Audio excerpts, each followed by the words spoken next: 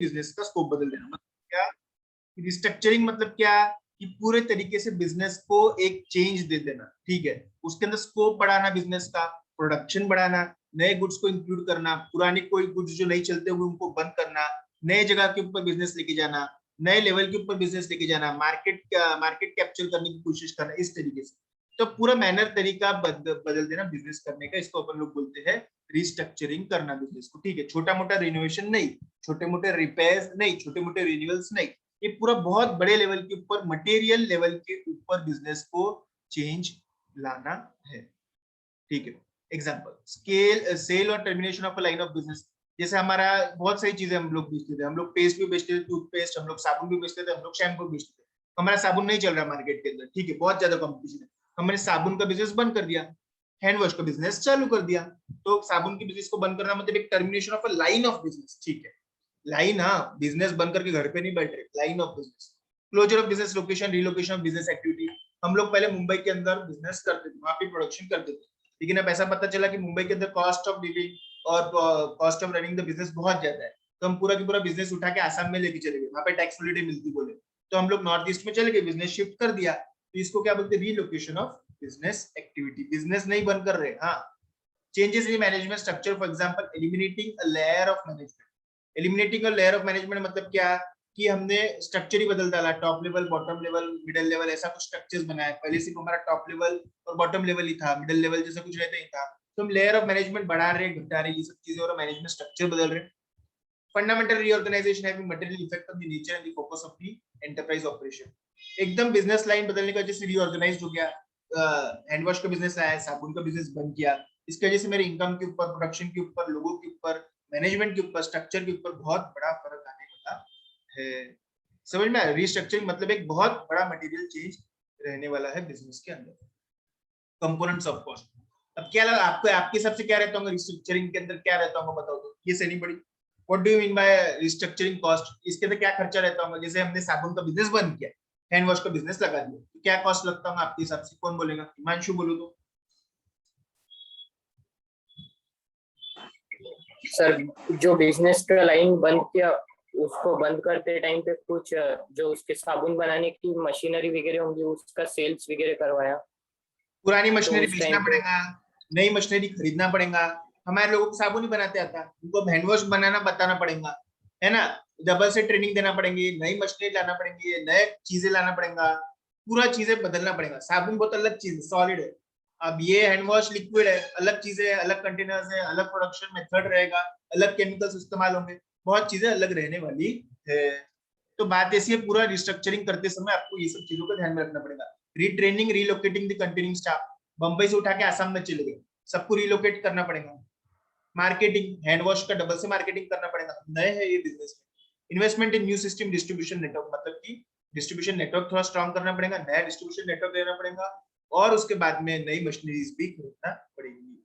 Recognition, provision for restructuring cost is recognized only when the recognition criteria for the provisions are met. अब recognition criteria क्या रहता था provisions का? present obligation out of past event, probable रहना चाहिए future economic benefits का outflow, और last but not least estimation of the amount, ठीक है। ये सब चीजें अगर इसके अंदर मीट होती होंगी तो ही आप लोगों ने रिस्ट्रक्चरिंग कॉस्ट का प्रोविजन बनाना चाहिए, नहीं मीट होती होंगी तो प्रोविजन बनाना नहीं चाहिए। Identifiable future operating loss up to the date of restructuring as not included in the provision. साबुन के बिजनेस में उनको घाटा ही घटा हुआ, वो घाटे का प्रोविजन बनाते क्या? नहीं, लॉस का कभी प्रोविजन नहीं बनता। ओके, तो अगर वो प्रोविजन का क्राइटेरिया मीट करता होगा तो ही आप लोगों को उसके अंदर प्रोविजन करके रिकॉग्नाइज करना है। कैसा है, मैं एक एग्जांपल देता आप लोगों को। डायरेक्टर लोगों की मीटिंग हुई, वहां पे उन्होंने अभी वो सोच रहे कि उनको ये साबुन का बिजनेस बंद करना है और हैंड वॉश का बिजनेस चालू करना है। 31 मार्च को मीटिंग में उन्होंने बोला हम चलो सोच रहे इसके अंदर शायद हम कर सकते। तो क्या आपको प्रोविजन बनाना चाहिए कि हैंड वॉश के बिजनेस के लिए अभी से? नहीं नहीं सर, ऑफ कोर्स बनाना नहीं है, क्योंकि सोचने से कुछ नहीं होता। समझ में आ रहा है क्या? सोचने से कुछ नहीं होता। ऐसा हम सोच रहे कि हमने बिजनेस बंद करना चाहिए, उससे क्या आपके ऊपर प्रेजेंट ऑब्लिगेशन आ गया क्या? नहीं। समझ में आ रहा है ना? तो बात ऐसी है, जब तक आपका कॉन्क्रीट डिसीजन नहीं होता जब तक कि आप कॉन्ट्रैक्ट नहीं कर लेते कि हाँ ये यहाँ से सरका नहीं चाहिए, ये चीजें यहाँ से बंद करना है, वो वहां पे चालू करना है, ऐसा फुल प्रूफ अगर कुछ होता होगा, फुल प्रूफ आपने कहीं बोल के रखा होगा, फुल प्रूफ आपने कॉन्ट्रैक्ट दे दिया होगा सब चीजें सरकाने का, नए चीजें लाने का, तो ही वो प्रोविजन बनने वाला है। सिर्फ डिसाइड किया सोचने के ऊपर कुछ नहीं होता, फुल प्रूफ पूरा प्लान रहना चाहिए, फुल प्रूफ पूरा सब चीजें डिसाइड होके सब फाइनलाइज हो चुका होना चाहिए। हमको लग रहा कि ये बंद करना है, वो चालू करने लगने से कुछ नहीं होता। Okay, future operating losses of the business do not meet the definition of liability. बोले हैंड वॉश के अंदर भी थोड़े दिन लॉस हो सकता है, मार्केट शेयर कम रहेगा तो उसके लिए भी प्रोविजन बनाना नहीं है। हो सकता, होने वाला है, उसके लिए कोई नहीं रहता, समझ में, फ्यूचर में कुछ होने वाला है, उसके लिए कभी भी आपके पास में प्रेजेंट ऑब्लिगेशन नहीं रहता। यहाँ पे आप लोग लिखना चाहिए कि कोई भी प्रेजेंट ऑब्लिगेशन नहीं। बोले हैंड वॉश का बिजनेस लाएंगे ना, बोले तो उसके अंदर पहले लॉस हो सकता, पहले लॉस हो सकता, उसके लिए अभी प्रोविजन नहीं बनता, या फिर पीछे लॉस हो गया उसके लिए अभी प्रोविजन नहीं बनता। साबुन के धंधे में लॉस हो गया उसके लिए प्रोविजन नहीं बनता, हैंड वॉश के धंधे में लॉस हो सकता, उसके लिए प्रोविजन नहीं बनता। गेटिंग माय पॉइंट, उसके लिए प्रोविजन नहीं बनता। ओके, ठीक है। अब अपन लोग आते रीइंबर्समेंट्स के अंदर। ठीक है, रीइंबर्समेंट मतलब क्या कि देखो कैसा होता मालूम है क्या, कि मेरे को है ना एम्प्लॉय लोगों को हर साल जब वो रिटायर होंगे तो मेरे को उनको पैसा देने का है। ठीक है, अब मैं क्या करता, इसके लिए पॉलिसी ले लेता, इंश्योरेंस निकाल लेता कि हर साल थोड़ा, या फिर एक ऐसी स्कीम बना लेता वहां पे मैं हर साल थोड़े थोड़े थोड़े थोड़े पैसे जाते हैं डालते जाऊंगा वो स्कीम के अंदर, वो अकाउंट के अंदर, और फिर अकाउंट से रिइंबर्समेंट कुछ तो भी मिलने वाला है इसको एम्प्लॉइज लोगों को। मतलब क्या है कि मुझे एम्प्लॉय को सपोज 100 रुपए देने का है, तो उसमें से 100 रुपए पूरे मेरे को नहीं देने का है, मेरे को 80 देना पड़ेगा, 20 रुपए इंश्योरेंस कंपनी देने वाली, या फिर 20 रुपए उस स्कीम में से एम्प्लॉय को मिल जाएंगे। मतलब क्या हो गया, मैं बचत करके पहले से ही रख रहा, और फिर वो बचत की स्कीम में से पैसा मुझे बाद में मिलने वाला है। मतलब मुझे 100 अगर देना है एम्प्लॉय को, तो मुझे सिर्फ 80 देना पड़ेगा, 20 अपने आप कहीं दूसरी जगह से मिल जाएगा। reimbursement, some or all the expenditure required to settle a provision is expected to be reimbursed by another party, जैसे कि इंश्योरेंस हो गया। Any reimbursement should be recognized only when it is virtually certain that it will be received consequent upon the settlement of obligation। कब तक के आपने reimbursement को recognise नहीं करना, जब तक कि वर्चुअली सर्टेन है या नहीं, सर्टेनिटी होना चाहिए कि सामने वाला देना ही चाहिए। समझ में आ रहा है कि आपको? तो बात कैसी हो रही है इसके अंदर कि मुझे जैसे किसी को 100 रुपए देने का है, 100 रुपए देने का है, तो इसके अंदर कैसा है मालूम है क्या, कि 100 रुपए मुझे देने की लायबिलिटी तो है, लेकिन 20 रुपए मुझे रिइंबर्समेंट होने वाले हैं। तो मेरी अल्टीमेट लायबिलिटी भली 80 की है, लेकिन 20 रुपए पक्का होना चाहिए, जब तक कि आपने उसको, जब तक कि आप लोगों ने उसको रिकॉग्नाइज नहीं करना चाहिए। जैसे प्रोविजन, जैसे कि प्रोविजन आप लोगों का लायबिलिटी है, वैसे ही रिइंबर्समेंट आप लोगों का क्या रहेगा बताओ तो, बोलो आपका रिइंबर्समेंट क्या रहना चाहिए? आपको कहीं से पैसे आने वाले, ये आपके लिए लायबिलिटी है कि एसेट है? एसेट। ऑफ कोर्स वो एसेट है आप लोगों के लिए, समझ में आ रहा? तो किसी से पैसे आने वाले, इंश्योरेंस कंपनी से 20 रुपए आने वाले, तो आप लोगों ने देखना चाहिए कि वो सर्टन है क्या। अगर सर्टन होगा तो, अगर सर्टन होगा तो रिइंबर्समेंट का पार्ट आप लोगों को एसेट करके बताना चाहिए, लेकिन certainty is must. Insurance company के साथ में कॉन्ट्रैक्ट होना चाहिए, टाई अप होना चाहिए, कंडीशंस मीट करना चाहिए, तो ही इंश्योरेंस कंपनी आपको पैसा देगी, नहीं तो नहीं। समझ में आ रहा क्या? तो आपको वर्चुअली सर्टन अगर है तो आपने रिइंबर्समेंट को separate asset as in balance sheet बताना चाहिए। मतलब क्या हो गया, देखो ये सपोज मेरी बैलेंस शीट है, ठीक है, मेरे को किसी को 100 रुपए देने के हैं, जैसे एम्प्लॉय को रिटायर जब होगा ना 100 रुपए देने के हैं, और मुझे पक्का पक्का पता है कि मुझे 20 रुपए एसेट के मिलने वाले, 20 रुपए रिइंबर्समेंट मिलना चाहिए। तो मैंने यहाँ पे जो भी मुझे रिइंबर्समेंट होने वाला है उसको 20 रुपए एसेट में बताओ। अब मेरी लायबिलिटी कितनी रहेंगी यहाँ पे बताओ तो, लायबिलिटी कितनी रहेंगी मेरे यहाँ पे? मुझे टोटल एक व्यक्ति को 100 रुपए देने के हैं, ठीक है, तो उसके अंदर कैसा है मेरे को मालूम है, बोले कि 20 रुपए मुझे रिइंबर्समेंट हो जाएंगे इंश्योरेंस कंपनी से, और मुझे देना पड़ेंगे 80 रुपए, ठीक है। तो मैंने आपके हिसाब से लायबिलिटी कितने की बताना चाहिए बताओ तो, मैंने 20 रुपए रिइंबर्समेंट अलग से बता दिए। 80 रुपए। 80 रुपए। श्रीहरि बोल रहा है 80 रुपए की, और किसका क्या आंसर है अलग? Yes anybody? सर 100 की दिखाएंगे ना? वेरी गुड, अरे 100 की रहेंगी ना। अल्टीमेट इफेक्ट 80 का आ रहा, अल्टीमेट इफेक्ट भले ही 80 का आ रहा, लेकिन क्या आपकी लायबिलिटी कम हो गई कि एम्प्लॉय की तरफ? नहीं, आपकी लायबिलिटी एम्प्लॉय की तरफ कल भी 100 की थी, आज भी 100 की है, परसों भी 100 की ही रहने वाली है। Liability does not decrease, liability कभी कम नहीं होती। आप 20 रुपए का एसेट बता दो, वो भी सर्टन होगा तो ही बताओ। नेट इफेक्ट 80 का आएगा, लेकिन आपको अलग अलग बताना है। Make my point very much clear, आपको 20 रुपए अलग से बताने का है। Very much clear this point कि 20 रुपए अलग से बताने का है। अब दूसरा क्वेश्चन, वर्चुअली सर्टन ही नहीं है, मेरे को पक्का नहीं है, इंश्योरेंस कंपनी दे भी सकती नहीं भी दे सकती। अब दे भी सकती नहीं भी दे सकती अगर है तो कोई भी एसेट बनाने की जरूरत नहीं है। समझ में आ रहा क्या? कोई भी एसेट बनाने की जरूरत नहीं है। आपको मालूम इसके लिए कंटिंजेंट एसेट बनता है, जहां पे वर्चुअली सर्टन नहीं है, मिल भी सकते नहीं भी मिल सकते, उसके लिए आप कभी भी एसेट बनाएंगे क्या? नहीं, उसके लिए आप कभी भी एसेट नहीं बनाते हैं। समझ में आ रहा? आप उसको एसेट नहीं रिकॉग्नाइज करेंगे। अगर आप उसको यहाँ पे वर्चुअली सर्टन है तो आप उसको एसेट बैलेंस शीट में बनाएंगे। ठीक है, इसके आगे वाली लाइन आप पढ़ो भी मत, सिर्फ इतना ध्यान में रखो, जितना मैं आपको बोल रहा हूँ उतना ध्यान में रखो कि अगर वर्चुअली सर्टन है तो आपने उसको अलग से एसेट बताना चाहिए। समझ में आ रहा है आप लोगों को? अच्छा, एसेट बनाते समय एक इफेक्ट कहाँ जाएगा उसका, आपको बैलेंस शीट में दिखने वाला है, और दूसरा इफेक्ट पीएनएल में दिखने वाला है, क्रेडिट साइड। पीएनएल में क्रेडिट साइड में, बैलेंस शीट में एसेट साइड। जैसे प्रोविजन बनाने के दो इफेक्ट क्या रहते हैं, पीएनएल में डेबिट साइड, लायबिलिटी में दिखता है बैलेंस शीट में, वैसे एसेट करते समय पीएनएल में क्रेडिट साइड और बैलेंस शीट में asset side. Okay, virtually certain नहीं है, वर्चुअली सर्टन नहीं है, नहीं पक्का नहीं है, तो आपने उसको एसेट ही रिकॉग्नाइज करना नहीं चाहिए। समझ में आ रहा क्या?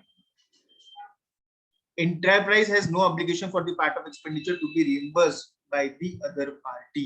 क्या बोल रहा है? एंटरप्राइज का कोई ऑब्लिगेशन ही नहीं है, एंटरप्राइज का कोई ऑब्लिगेशन ही नहीं है, तो फिर तो क्या है, आपको कुछ भी करने की जरूरत नहीं है। ये 20 रुपए बोले, हम हमारे पास उसकी लाइबिलिटीज नहीं है, नो ऑब्लिगेशन मतलब क्या, मेरी लाइबिलिटीज नहीं थी कोई चीज की, वो उनका उनका अलग ही है, थर्ड पार्टी से कुछ तो भी है बोले, एम्प्लॉइज का और थर्ड पार्टी का कुछ तो भी है, मेरा उसमें कोई भी लेना देना नहीं है, मेरा कोई भी लेना देना नहीं है, तो मेरे को कुछ मिलने भी नहीं वाला और मेरे को कुछ देना भी नहीं है। Getting my point? मेरे को कुछ देना भी नहीं है, मेरे को कुछ देना भी नहीं, उसके अंदर मेरी कोई भी लायबिलिटी नहीं है। एम्प्लॉय और थर्ड पार्टी, एम्प्लॉय और इंश्योरेंस कंपनी का आपस का मामला है, मैंने सबका सब काम इंश्योरेंस कंपनी को सौंप के रखा, 100 रुपए तुम ही दे देना उसको, हमारा कोई आना मत, हमारे पास में आना मत। एम्प्लॉय को भी बोल दिया, इंश्योरेंस कंपनी को बोल दिया, अब वो एम्प्लॉय और इंश्योरेंस कंपनी देखते बैठे, उनका झगड़ा वो निपटाएंगे, तो मेरा कोई भी इसके अंदर लायबिलिटी ही नहीं है। समझ में आ रहा क्या? तो बात ऐसी है, अगर सर्टन है तो सेपरेट एसेट बनाओ, मेरा कुछ लेना देना नहीं है तो कुछ मत करो। वर्चुअली सर्टन नहीं है तो यहाँ पे एसेट बनाना नहीं है। सर्टन है तो separate asset, not virtually certain तो no separate asset is required. यहाँ पे क्या बनता है, कंटिंजेंट एसेट।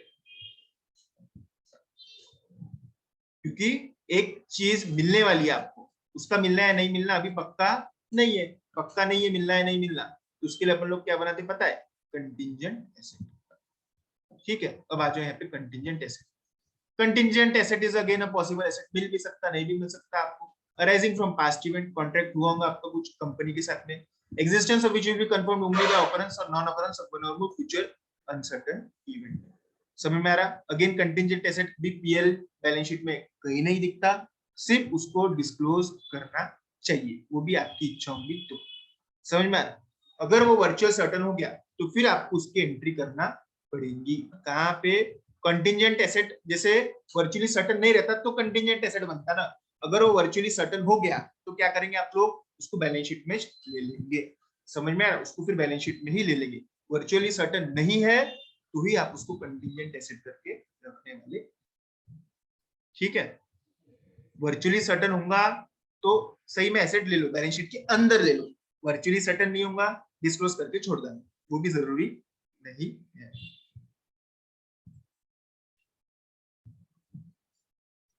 समझ में आ रहा? Disclose in the report of the approving authority where inflow of FEB future economic benefit is probable. लगता है आपको मिल सकता। देखो वैसे तो आप लोग कभी भी ऐसी इनकम को पहले रिकॉग्नाइज नहीं करते, recognise all expenses but do not recognise any type of future income. सिर्फ आपने उसको डिस्क्लोज करना चाहिए, सिर्फ डिस्क्लोज करना चाहिए, ओनली डिस्क्लोजर, ओनली डिस्क्लोजर। समझ में आ रहा क्या? और आपको लगता है कि यार पक्का है मिलने ही वाला है तो फिर बैलेंस शीट में ही ले लो। वैसे तो फ्यूचर इनकम अपन कभी रिकॉग्नाइज नहीं करेंगे, फ्यूचर एक्सपेंसेस करेंगे, इनकम कभी भी रिकॉग्नाइज नहीं करेंगे। ठीक है, तो अब आगे कैसा बढ़ने का, रिइंबर्समेंट हो गया ये बताया मैंने आपको। अब जो क्वेश्चंस बाकी है, अब क्वेश्चंस जो बाकी है 10 क्वेश्चन तक के मैंने ले लिए थे, शायद 10 तक के मैंने ले लिया, 11 12 13 14 और 15 और question number 1, 11 to 15 and question number 1। ये आप लोग देखो आपका होमवर्क कितना है, क्वेश्चन नंबर 1 और क्वेश्चन नंबर 11 टू, कल अपन डिस्कस करेंगे। ठीक है, okay, have a great day, thank you. पूछो ना, कौन पूछ रहा? सर मैं बोल रही थी कि लास्ट टाइम आपने जो शाम में जो जूम मीटिंग्स रखे थे तो बहुत कन्वीनियंट हो गया था और स्मूथ गोइंग भी हो गया था हम सबको, मीन्स मीटिंग ये करने के लिए। बट सर अभी थोड़ा मीन्स ऐसा था सजेशन कि if as per your convenience जमता होगा तो 6 से 7, 7 से 8 कैसा हमारा फिर कंटिन्यू हो जाएगा। ठीक है, मैं सोचता हूँ उसके ऊपर बात करता हूँ। शाम में बोल रहे ना आप साक्षी? Yes sir. ओके ठीक है, सिर्फ ऐसा रहेगा उसमें कि मुझे मैक्सिमम पार्टिसिपेशन लगेगा। अभी मालूम है देखो कैसे है आप लोग, कि अभी जब 40 मिनट पहले वाली जो जूम मीटिंग थी उसके अंदर 22 लोग थे, अभी अब जब 40 मिनट हो गए तो उसमें 18 लोग हो गए। मतलब क्या है कि नॉर्मल लॉ से कि एबनॉर्मल लॉ से 4 लोग बीच में से गायब हो जाते। अगर इतना कम पार्टिसिपेशन है आप लोगों का, इतने कम लोग आ रहे हैं इसके अंदर, तो ये जो सिलेबस जो भी आप लोगों का जाने वाला है ना, उसके लिए मेरी रिस्पॉन्सिबिलिटी रहने वाली नहीं है। मैं 6 बजे लेता क्लास, लेकिन मुझे मैक्सिमम 24 से 25 लोग लगेंगे क्लास। समझ में आ रहा है कि ये लोग नहीं आ रहे, बीच में से गायब हो जा रहे, ये तो बहुत ही हो गया। यानी 40 मिनट पहले 22 लोग थे, 40 मिनट बाद में वो 22 लोगों के 18 लोग हो गए। 4 लोग बीच में से किसी का गायब हो जाते, क्या नेट खत्म हो जाता है, ये घर वाले लेके चल जाते। 4 लोग बीच में से गायब हो जा रहे हैं, यहाँ पे जूम मीटिंग बीच में से छोड़ के जा रहे हैं, तो इन्हें बहुत ही हो गया। अगर 24-25 लोग मैक्सिमम पार्टिसिपेट करेंगे तो मैं शाम की क्लास लेता हूँ। समझ में आ रहा क्या? अगर ये सब सिलेबस जो भी लोग नहीं आ रहे, उनका जो भी सब सिलेबस का जो भी लॉस हो रहा, उसके लिए वो खुद जिम्मेदार रहने वाले हैं। समझ में आ रहा क्या? एक एक केस होते जाएगा, 5-5 मार्क के इसमें से छोटे छोटे क्वेश्चन आते, छटाक छटाक भर के क्वेश्चन है ये। इसके अंदर मैक्सिमम मार्क स्कोर हो जाते, इतने इजी क्वेश्चन से। एक बार समझ गया कि फटाफट लिखता आता। इतना सा लिखने के लिए अगर आपको कोई 5 मार्क दे रहा हो तो इससे बड़ी चीज क्या रहेंगे? 5 मार्क के लिए क्वेश्चन सॉल्व करके देखो तो ऑडिट से बहुत ही ज्यादा इजी है। अगर आप लोगों का पार्टिसिपेशन मैक्सिमम रहेगा तो मैं शाम में भी लेने के लिए तैयार। ठीक है Sakshi, I will discuss it later. Have a great day, thank you. Okay sir.